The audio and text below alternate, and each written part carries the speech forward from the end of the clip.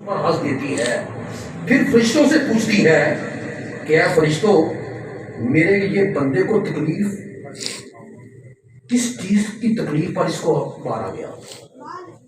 یہ جو اس کو تکلیف آئی ہے اس کی کیا وجہ ہے، یہ اس پر کیوں مارا گیا ہے؟ تو فرشتے جواب دیتے ہیں کہ یا باری تعالیٰ، یہ تیری رحمت کا امیدوار ہے۔ کیا ہے؟ تیری رحمت کا امیدوار ہے اور آپ کے عذاب سے خائف ہے، ڈر رہا ہے۔ اللہ تعالیٰ فرماتا ہے اے فرشتوں تم گواہ ہو جاؤ، اس نے جو امید میرے بارے میں بنائی ہے، امید رکھتا ہے، میں نے اسے رحمت بھی عطا کی اور اس کے دل سے اپنا خوف بھی نکال دیا۔ زندہ باد، زندہ باد، ماشاءاللہ۔ آپ دیکھیے کہ اللہ تعالیٰ نے ہمیں یہ دونوں موقع عطا فرمائے۔ ہم نے اپنے بستر کو بھی چھوڑا ہوا ہے اور الحمدللہ ہم نے نماز بھی ادا فرمائی ہے۔ اور مولا علی کرم اللہ وجہ کریم کی ذات مبارکہ آپ فرماتے ہیں مجھے پوری عبادت کے اندر دو چیزیں بڑی محبوب ہیں، پوری عبادتوں کے اندر آپ فرماتے ہیں مجھے جو چیزیں بہت ہی محبوب ہیں۔ پوچھنے والوں نے پوچھا حضرت بتائیے وہ دو آپ کی عبادتیں کون سی ہیں جو آپ کو بڑی محبوب ہیں؟ فرمایا ایک وہ کہ سخت گرمی ہو اور اللہ تعالیٰ روزے دے مجھے اور میں وہ رکھوں، سخت گرمی کے اندر روزے رکھنا مجھے پسند ہے، محبوب ہے، اور دوسرا سخت سردی ہو اور میں نماز پڑھوں۔ آپ دیکھیے ہمارے جو رہبر و رہنما ہیں وہ ہمیں بھی تلقین کر رہے ہیں، کہتے ہیں دو چیزیں مجھے محبوب ہیں، ایک سخت گرمی کے اندر روزے رکھنا اور سخت سردی کے اندر نماز ادا کرنا۔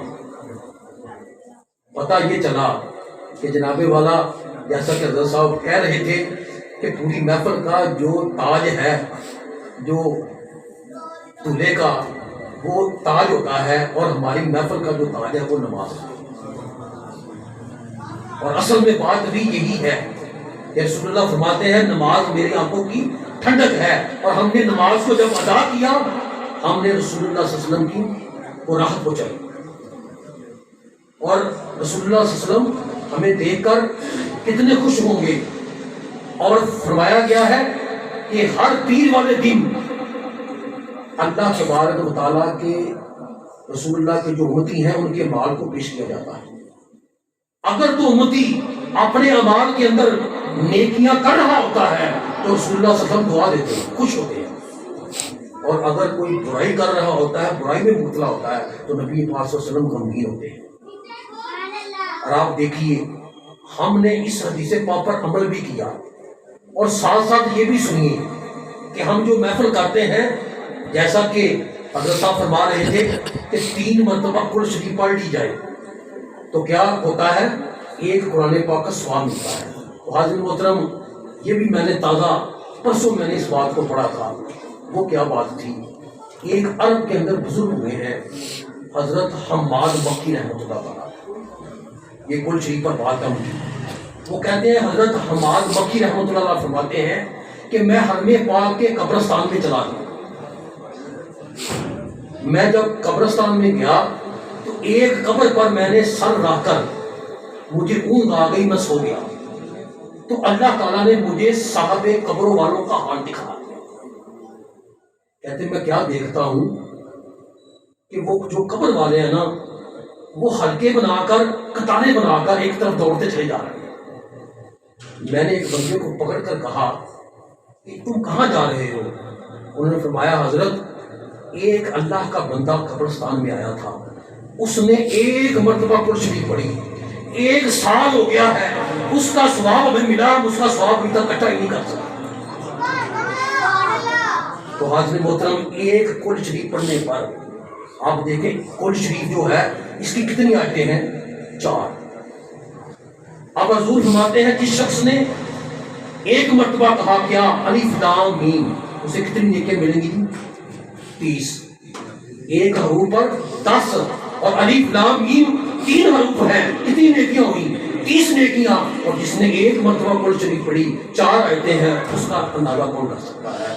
تو وہ حماد مکی رحمۃ اللہ فرمانے لگے میری آنکھ کھل گئی اور میں نے یہ بات عام کر دی، اس لیے کہ دیکھیے جو شخص قل هو اللہ پڑھتا ہے اس کو 1 سال تک ثواب جو ہے ان کو ملا، وہ کہتے ہیں 1 سال ہو گیا ہے اس کا ثواب ہم اکٹھا کر رہے ہیں، ابھی تک ہمارا وہ ثواب اکٹھا نہیں ہوا۔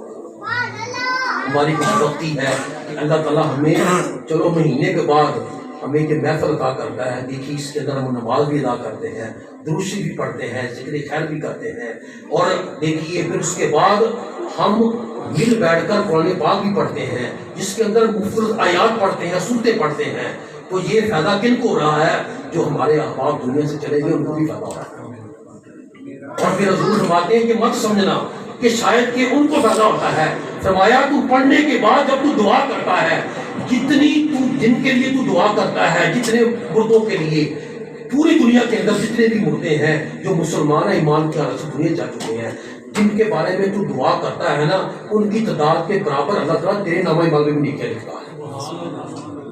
حاضرین محترم، ایسی خوش نصیب محفلوں میں آ کر ہمیں کتنا فائدہ ہوتا ہے، ہمیں خود بھی ہماری روح کو فائدہ ہوتا ہے، اور جو ہمارے احباب عزیز و کرام دنیا سے جا چکے ہیں ان کو بھی سارے ثواب پہنچتا ہے۔ اور دیکھیے جنہوں نے ساری زندگی اس کام کے لیے اپنے آپ کو وقف کیا، جو آپ کے سامنے درگاہ شریف والے ہیں صوفی محمد صدیق قادری مشاہی رحمۃ اللہ تعالیٰ کی ذات مبارکہ، ان کو کتنا فائدہ ہو رہا ہے، یہاں پر ذکر خیر بھی ہو رہا ہے، قرآن پاک بھی پڑھا جاتا ہے، اور بیانات بھی کیے جاتے ہیں، نعتیں بھی پڑھی جاتی ہیں۔ اب انہوں نے جو نیک عمل شروع کیا تھا وہ قیامت تک جاری رہے گا۔ اب یہاں پر یہ جب ذکر ہوتا رہے گا، جتنا ہم ذکر کرتے رہیں گے وہ بھی ان کے اندر شامل ہوتے رہیں گے۔ سبحان اللہ۔ اللہ تعالیٰ سے دعا ہے اللہ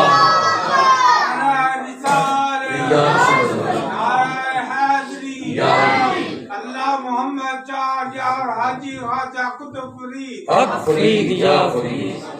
حضرت محترم، اس پر میں انہوں نے نعرہ لگایا تو ایک بات مجھے یاد آئی ہے، وہ بھی میں پڑھ رہا تھا، وہ بھی میں آپ کو سناتا ہوں کہ وہ بات کیا ہے۔ حضرت خواجہ معین الدین چشتی جمیلی رحمۃ اللہ تعالیٰ کتنے بڑے بزرگ ہیں جن کو رسول اللہ صلی اللہ علیہ وسلم نے مدینہ شریف سے اس طرف بھیجا، اور کیا لقب آپ کو عطا کیا، عطائے رسول۔ اور مجھے وہ بات یاد آتی ہے پیر میر علی شاہ صاحب کی بھی، کہ آپ فرماتے ہیں جو ختم نبوت کا کام کرتا ہے اس کے پیچھے نبی پاک کا ہاتھ ہوتا ہے۔ یہ پیر میر علی شاہ صاحب نے میرے منیر کے اندر لکھا ہے، آپ کی میری کتاب ہے اتنی موٹی، اس کے اندر آپ نے لکھا ہے کہ جو ختم نبوت کے لیے کام کرتا ہے اس کے پیچھے رسول اللہ کا ہاتھ ہوتا ہے، اور جسے رسول اللہ صلی اللہ علیہ وسلم نے بھیجا ہو، جو کام کرتا ہے اس کے بارے میں یہ کہا جا رہا ہے اس کے پیچھے رسول اللہ کا ہاتھ ہوتا ہے، اور جسے رسول اللہ نے خود بھیجا ہو، حکم کیا ہو کہ جاؤ، اور راستے میں گزرتے ہوئے ایک میرا اور بھی عاشق ہے جس کا نام حضرت عثمان بن اجمیری داتا گنج بخش ہے، وہاں سے ہوتے چلے جانا۔ اور جناب والا آپ دیکھیے کہ اس درگاہ پر بیٹھ کر 40 دن آپ نے چلا کیا، جب اس چلے کا فائدہ ہوا، اس کا ظہور ہوا، نور سامنے آیا، تو آپ کی ساختہ زبان سے کیا نکلا؟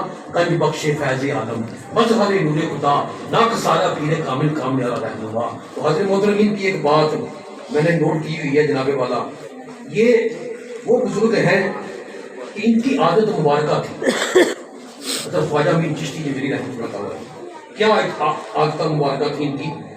یہ ہر ایک کے جنازے میں شامل ہوتے تھے، اپنے وقت میں کیا کرتے تھے؟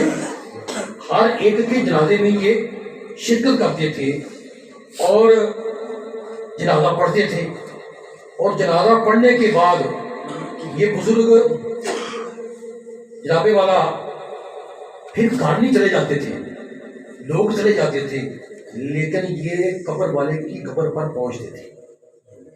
لوگ چلے جاتے تھے لیکن یہ قبر پر پہنچتے تھے اور تشریف لے جاتے تھے، اور لوگ تدفین کرنے کے بعد بھی چلے جاتے تھے لیکن یہ قبر پر بیٹھے رہتے تھے۔ کہتے ہیں ایک دن حضرت خواجہ حرونی رحمۃ اللہ تعالیٰ علیہ کی ایک مرید فوت ہو گئے، جو آپ کے پیر و مرشد ہے نا خواجہ معین الدین چشتی جمیلی کے، ان کا نام ہے حضرت خواجہ حرونی رحمۃ اللہ تعالیٰ علیہ۔ آپ کے ایک مرید کا وصال ہو گیا، تو آپ حضرت خواجہ معین الدین چشتی جمیلی ان کا جنازہ پڑھنے کے لیے بھی آئے۔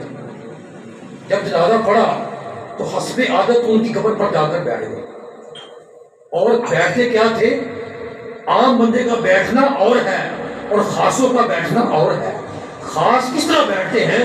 وہ جب بھی بیٹھتے ہیں مراقبے کی حالت میں بیٹھتے ہیں، اور ان کا جو مراقبہ ہوتا ہے وہ صاحب قبر یا جس پر بھی وہ کرتے ہیں اللہ تعالیٰ ان کو دکھاتا ہے۔ آپ مراقبے کی حالت میں اس کی قبر پر بیٹھے تو حضرت خواجہ قطب الدین بختیار کاکی رحمۃ اللہ تعالیٰ ان کے ہمراہ بھی تھے۔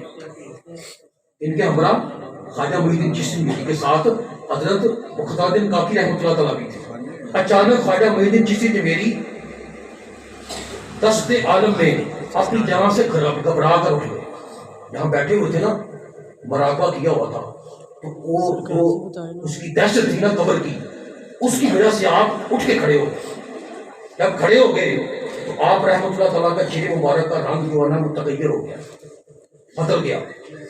کچھ وقت کے بعد رحمۃ اللہ تعالیٰ کی طبیعت بے حال ہو گئی، آپ پر ایک کیفیت طاری ہو گئی۔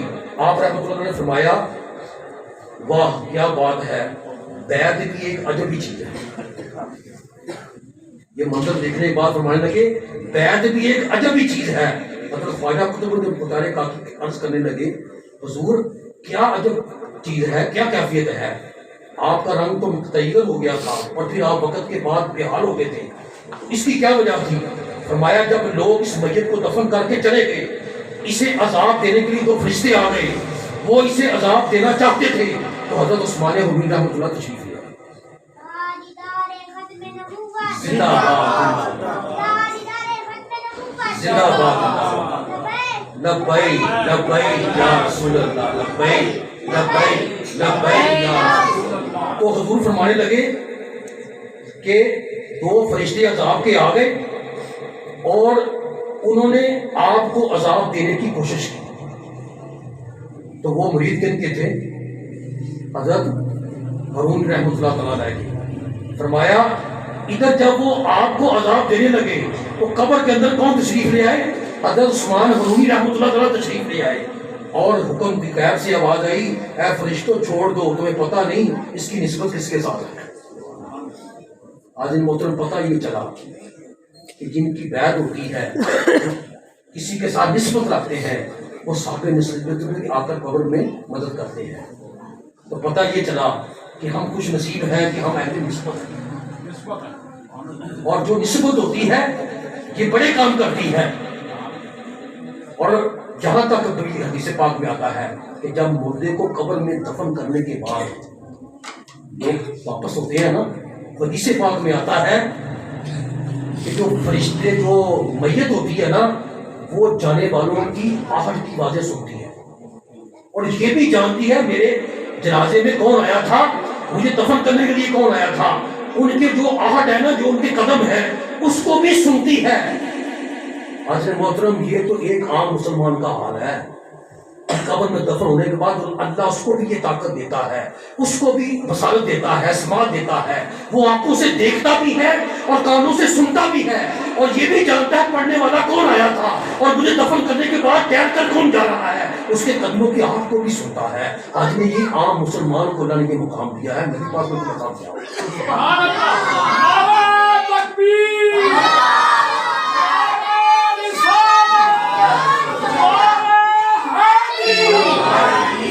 حضرت محترم یہ عام انسان قبر میں جب جاتا ہے اس کو یہ مقام دیا جا رہا ہے، میرے آقا صلی اللہ علیہ وسلم کا کیا مقام ہوگا؟ حضرت محترم ہم ذکر خیر یہاں کر رہے ہیں، آپ آقا گنبد خضرا میں ہمیں دیکھ رہے ہیں،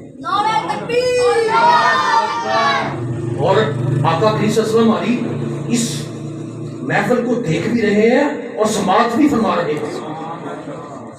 اور آپ اندازہ کریں کہ جب قبر میں پھر کیا ہوتا ہے، دو فرشتے آ جاتے ہیں، قبر کے دو فرشتے آتے ہیں۔ وہ آتے کیوں ہیں؟ وہ اس لیے نہیں آتے کہ اس کو عذاب دے، بلکہ وہ قبر میں آ کر دونوں فرشتے، ایک دائیں والا ایک بائیں والا، کندھے سے پکڑ کر بٹھاتا ہے۔ اور بٹھاتا کس لیے ہے؟ وہ کہتا تمہیں پتہ نہیں، اگر تم عاشق رسول تھے، نبی سے نسبت رکھنے والے تھے، وہ تیرا نبی آ رہا ہے، تم اس کے استقبال میں تمہیں بٹھا رہے ہیں۔ راز محترم عاشقوں کی بات پوچھتے ہیں تو اعلیٰ حضرت کا جب وقت قریب آیا نا جناب والا، تو آپ نے اپنے بیٹوں کو اور اپنے مریدوں کو کہا میری قبر کو اتنا کھودنا، اتنا گہرا کرنا، اس میں کھڑا ہو گیا۔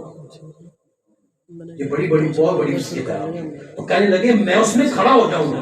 پوچھنے والے نے پوچھا حضور حدیث مبارکہ کہتا ہے کہ 1.5 گز یا 1.5 ہاتھ قبر کو اتنا ڈوبا کیا جاتا ہے اور نیچے دانا نکالا جاتا ہے، آپ کہہ رہے ہیں کہ پورے میرے قد کے مطابق اس کی گہرائی کرنا، اس کی وجہ کیا ہے؟